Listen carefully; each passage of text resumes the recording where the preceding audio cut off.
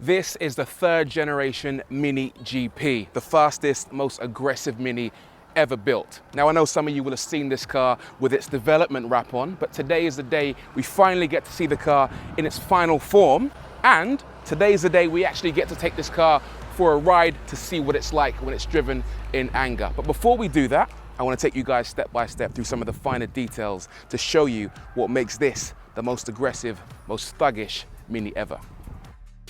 So the Mini GP, in case you're wondering, is the maddest Mini of all. This is the third generation model, and it follows the same simple formula as the previous Mini GPs. Take a standard Mini, add a load of power, strip out the weight, and make it look as mean as you can.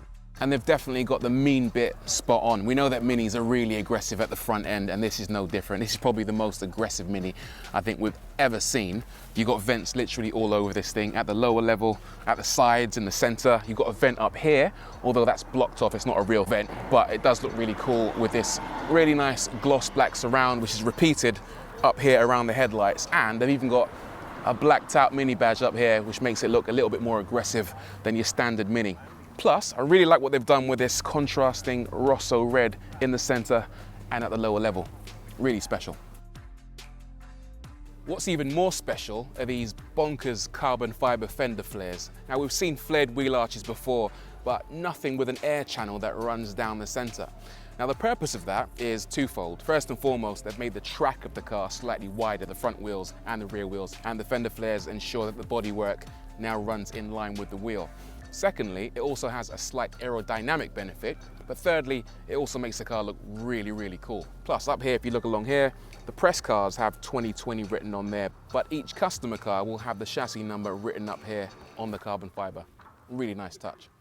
You'll also find similar arches at the rear, again finished in carbon fiber reinforced plastic, made partly from a material recycled from production of the BMW i3 and i8. Again, the rear track has been increased and more camber has been added, both front and rear. On most cars, those bonkers fender flares would clearly be the most crazy thing you'd find on the vehicle, but the Mini GP clearly is no ordinary vehicle. And up here you have this enormous high-level rear spoiler. Now, all previous Mini GPs have had a pretty similar thing, but this is the biggest I've ever seen on any Mini. Now, apparently it does have an aerodynamic benefit. It does provide downforce. Mini aren't saying exactly how much it provides, but what they are saying is that it does reduce lift. Again, though, I think this serves one very important purpose, and that is to look badass. Job done. The Mini's other exterior design highlights seem a bit tame in comparison, really. The car's been lowered by around 10 millimeters and now sits nicely on 18-inch lightweight forged wheels, which weigh less than 9 kilograms each. The front brakes are 360 millimeter discs with 4-piston calipers, with single piston calipers at the rear. Inside's pretty cool too. It's typical Mini, so you get the usual big round circular display as you find in most Minis, plus fighter jet style dials and switches. But there are some unique touches that are specific to the Mini GP. They've actually borrowed the instrument cluster from the Mini Electric, which you find just up here. Plus, the gear changer paddles are created using a special 3D printed metal process. And you also get a 3D printed metal 12 o'clock marker at the top of the steering wheel, plus a 3D printed plastic section on the passenger side denoting the chassis number. But round the back is where the big changes are. Remember, this is the most hardcore Mini ever, so they're pushing this thing to the extreme, and that means saving weight is the key. And because of that, they've ripped out the rear seats. They've also installed an aluminium cross brace to improve chassis stiffness and to stop luggage rolling around a bit. So, as we've seen, the new Mini GP is fully loaded with lots of mad touches front to rear, geared towards making this the fastest Mini that we've ever seen. But the biggest weapon in this thing's arsenal lives underneath the bonnet. This car is powered by a 2-litre 4-cylinder turbocharged engine that makes 306 horsepower and 450 Newton meters of torque. The two previous Mini GPs made 218 horsepower and would do 0 to 60 in about 6.5.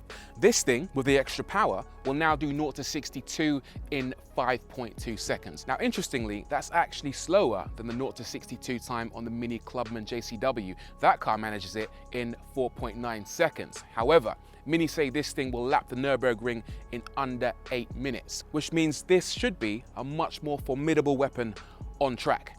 Speaking of which, we are at Thermal in California, and Mini has laid on a little passenger lap so we can get a little taster of what this car's actually like. Let's do it. All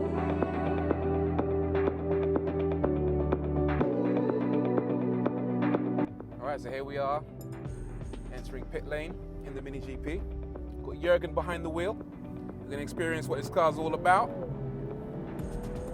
Good acceleration off the line, first of all. Strong brakes. It does sound quite good as well. There's a nice little induction noise. Now, apparently there are 3 different modes for the DSC. There's on, there's off, and of course there's a GP mode, which is a kind of in-between setting to let you have a little bit more play with the car. The car also has a mechanical diff, which really helps on turning, apparently. Let's find out what that's like. Really quick through the bends. Now, Minis have a very, very distinctive go-kart-like handling feel, and I can confirm the GP, yep, that characteristic is in place.